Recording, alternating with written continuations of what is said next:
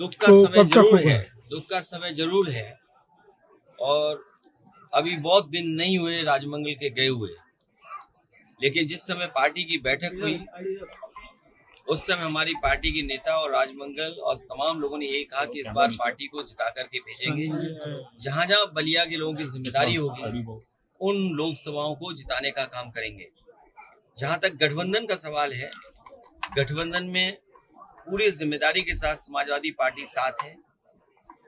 गठबंधन में किसको कहां लड़ने का मौका मिलेगा बहुत जल्दी आपको जानकारी मिल जाएगी। एक बात तो साफ है, न केवल उत्तर प्रदेश बल्कि देश की जनता भारतीय जनता पार्टी को हटाना चाहती है।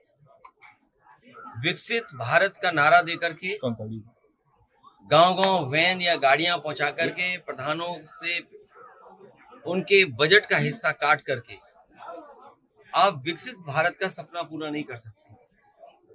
जो आपके घोषणा पत्र रहे, जो आपने संकल्प जनता के बीच में रखे, वो आखिरकार आधे अधूरे क्यों? अगर विकसित भारत बने, क्या हमारे किसान की आय दोगुनी नहीं होगी? जो घर बैठा नौजवान है वो बेरोजगार है, उसको नौकरी या रोजगार मिलेगा कि नहीं मिलेगा? और फिर हमारी सीमाएं कितनी असुरक्षित हो गई हैं। अभी हाल ही में आपने देखा होगा कि देश के रक्षा मंत्री को जो घटना हुई उनके घर परिवार के लोगों से मिलने जाना पड़ा। 3 लोग सिविलियंस मारे गए थे, 8 घायल, शहीद क्या नहीं गए रक्षा मंत्री जी। बीजेपी के नेतृत्व जो शहीद हुए उनके घर नहीं गए, वहां गए जो सिविलियंस मारे गए थे। सरकार की कमी या उस समय जो फैसले लिए उसकी कमी, लेकिन अग्निवीर जैसी व्यवस्था से कभी भी देश की सुरक्षा उतनी मजबूती से नहीं हो सकती है जितनी मजबूती से होनी चाहिए।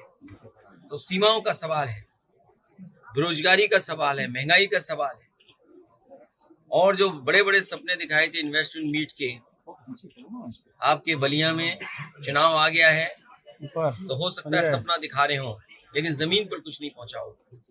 अगर 40 लाख करोड़ का इन्वेस्टमेंट का सपना देखा है और मुख्यमंत्री जी ने विधानसभा में कहा हो, तो क्या बलिया का हिस्सा नहीं रहा होगा, या गाजीपुर का हिस्सा नहीं रहा होगा, या आपके बगल का जिला देवरिया उसका हिस्सा नहीं रहा होगा? आखिरकार 40 लाख करोड़ में ये आखिरी के हमारे पूर्वांचल के जिले में क्या पहुंचा है? और समाजवादियों ने जो सड़क बनाई थी कम से कम उसकी वजह से समय पे आ गए, मौसम खराब होने की वजह से भी नहीं आ सकते थे।